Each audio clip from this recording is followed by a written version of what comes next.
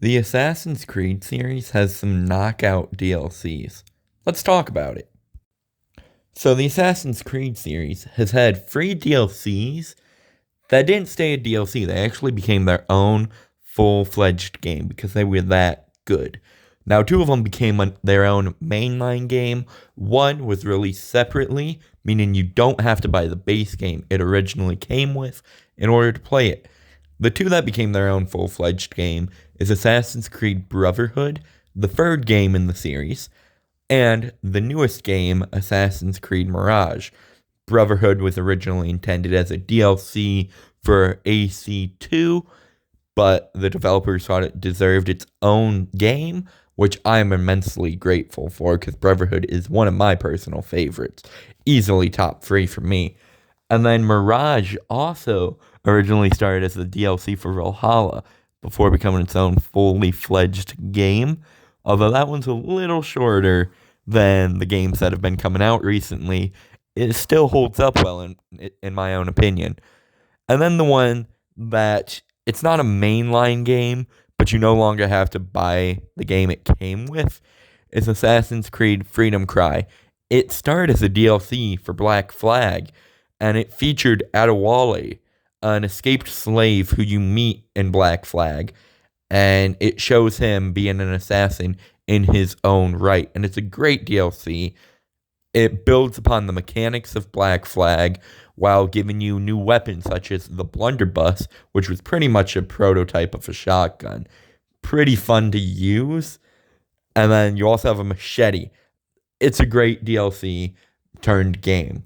My personal favorite DLC throughout the series has to be The Tyranny of King Washington.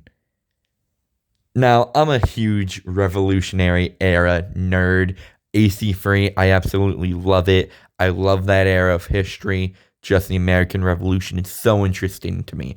So the what if George Washington became a tyrannical king, that is so intriguing to me. And, I know they don't really dive that deeply into it. It's more so just a dystopian, and they don't really go into, the politics of it. But it's a really great what if, because Washington had so much favor after the Revolutionary War. That's why he became the first president. He could have shaped the nation however he wanted. Sure, we had the checks and balances, but him only taking 2 terms kind of shaped the 2-term limit we now have. So really, he could mold the presidency into whatever image he wanted. And who was going to stop him? The crowds loved this man. Even though we have the checks and balances, he could have done a lot more than what he did.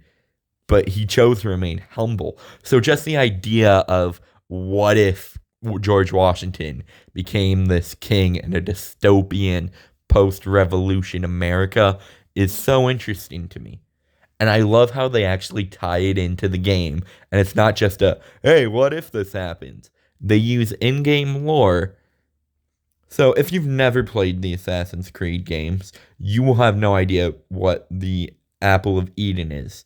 So I'll break it down for you. In Assassin's Creed lore, there's the precursors. They're an advanced race that came before humans, and they actually made humans to serve them. And in order to have humans serve them, they made a couple precursor artifacts which were useful for controlling humans.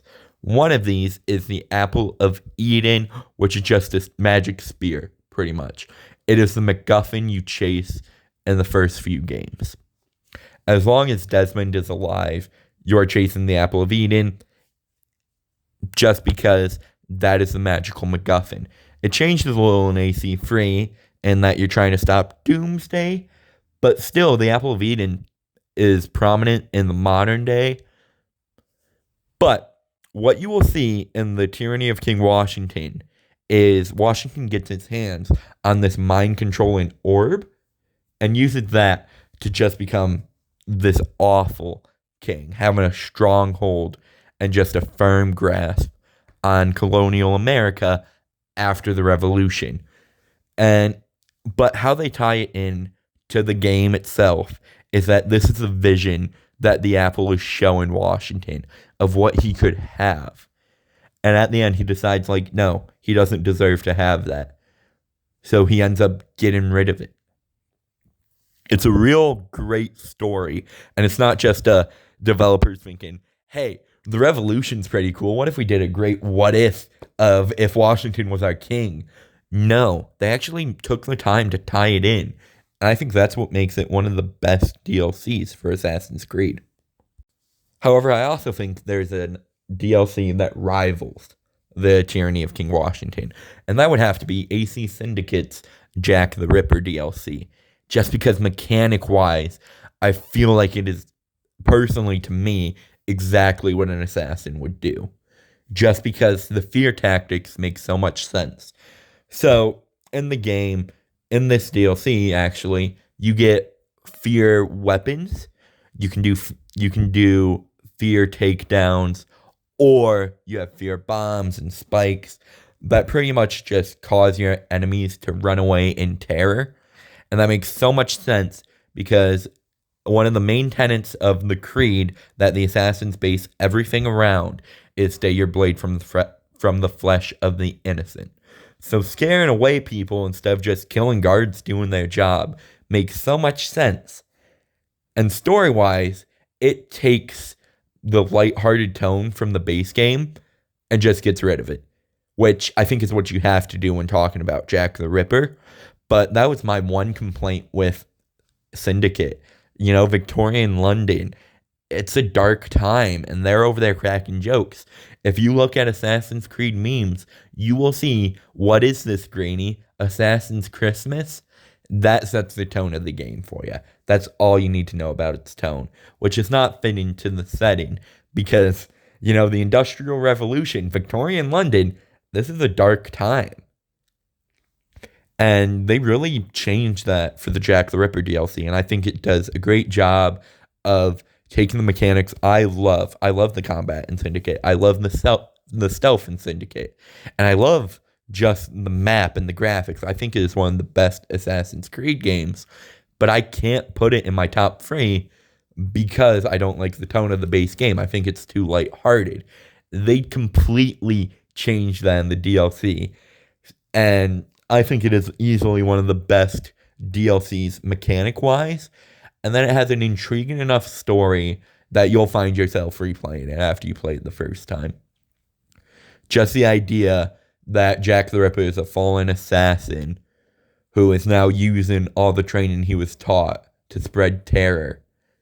You know, it's another way of tying it in.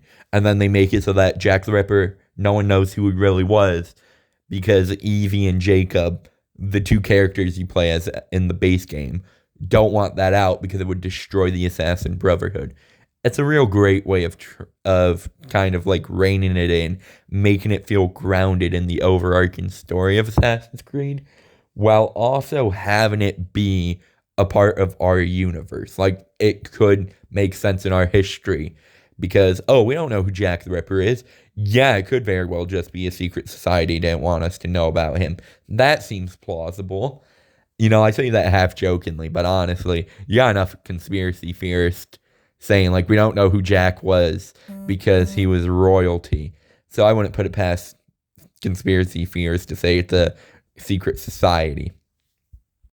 So those were just a couple DLCs that stood out to me.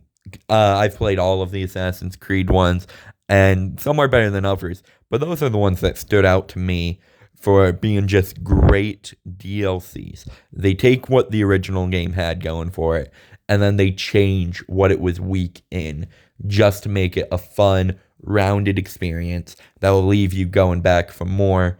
And sometimes you won't even want to play the base game anymore. You just want to play that DLC. Well, that has been the Assassin's Bureau. We thank you for watching this episode.